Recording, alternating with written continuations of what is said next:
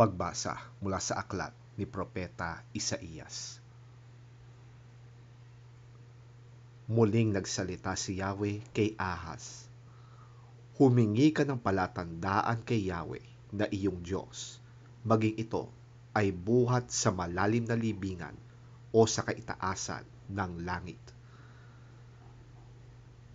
Ngunit sinabi ni Ahaz, hindi po ako hihingi.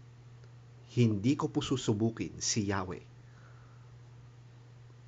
At sinabi ni Isaías, makinig kayo, sambahayan ni David. Hindi pa ba sapat na subukin ninyo ang pagtitiis ng mga tao at pati ang pagtitiis ng aking Diyos ay inyong sinusubok? Dahil dito, si Yahweh mismo ang magbibigay sa inyo ng palatandaan. Maglilihi ang isang dalaga at magsisilang ng isang sanggol na lalaki at tatawagin sa pangalang Emmanuel.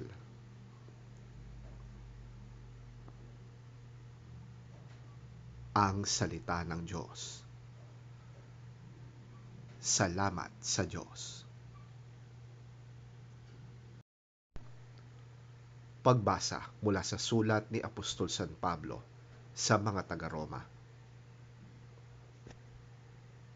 Mula kay Pablo, na isang alipin ni Hesukristo, tinawag upang maging apostol at hinirang upang mangaral ng magandang balita ng Diyos. Ang magandang balitang ito na ipinangako niya noong una pa man sa pamamagitan ng mga propeta at sinasabi sa mga banal na kasulatan ay tungkol sa kanyang anak, ang ating Panginoong Hesukristo. Tungkol sa kanyang pagiging tao, siya'y ipinanganak mula sa lahi ni David. At tungkol naman sa espiritu ng kabanalan, ipinahayag siya bilang anak ng Diyos sa pamamagitan ng isang makapangyarihang gawa, ang kanyang muling pagkabuhay.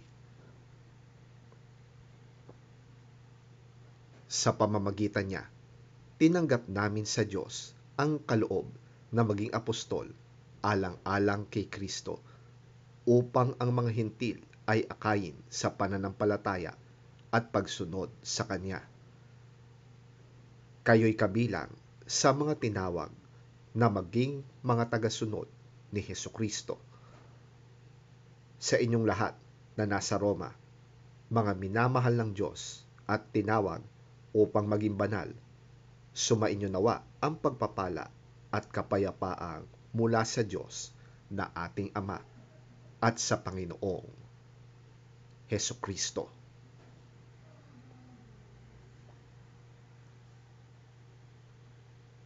Ang salita ng Diyos. Salamat sa Diyos.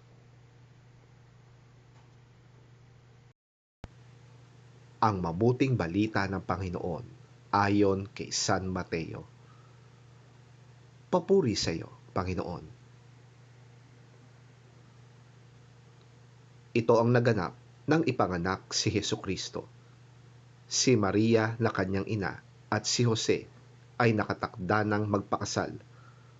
Ngunit bago sila makasal, nalaman ni Maria na siya'y nagdadalang tao sa pamamagitan ng kapangyarihan ng Espiritu Santo.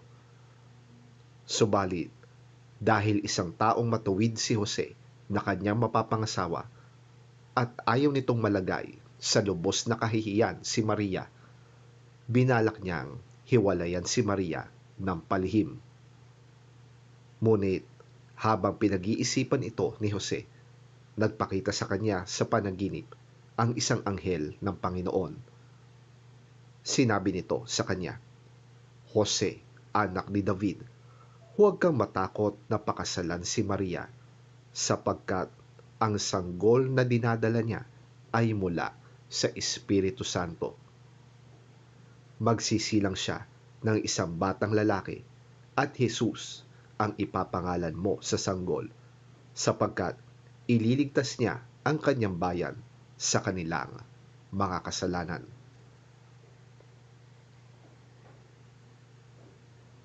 Nangyari nga ang lahat ng ito upang matupad ang sinabi ng Panginoon sa pamamagitan ng propeta. Tingnan ninyo, maglilihi ang isang birhen at magsisilang ng isang sanggol na lalaki at tatawagin itong Emmanuel. Ang kahulugan nito'y kasama natin ang Diyos. Nang magising si Jose, sinunod nga niya ang utos ng anghel ng Panginoon at pinakasalan niya si Maria.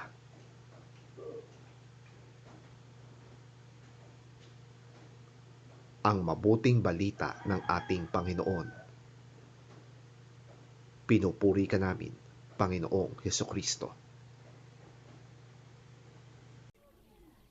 This is how the birth of Jesus Christ came about.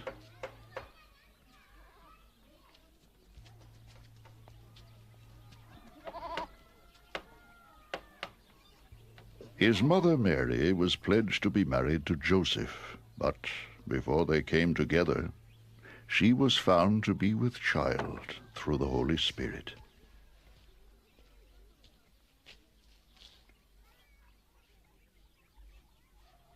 Because Joseph, her husband, was a righteous man and did not want to expose her to public disgrace, he had in mind to divorce her quietly.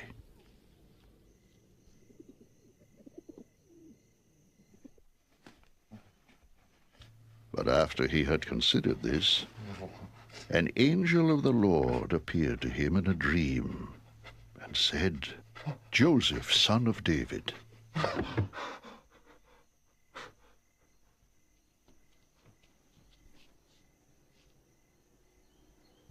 do not be afraid to take Mary home as your wife, because what is conceived in her is from the Holy Spirit.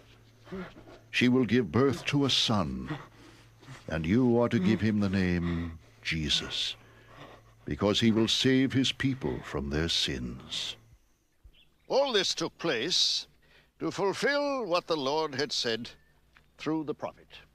The virgin will be with child and will give birth to a son, and they will call him Emmanuel, which means God with us.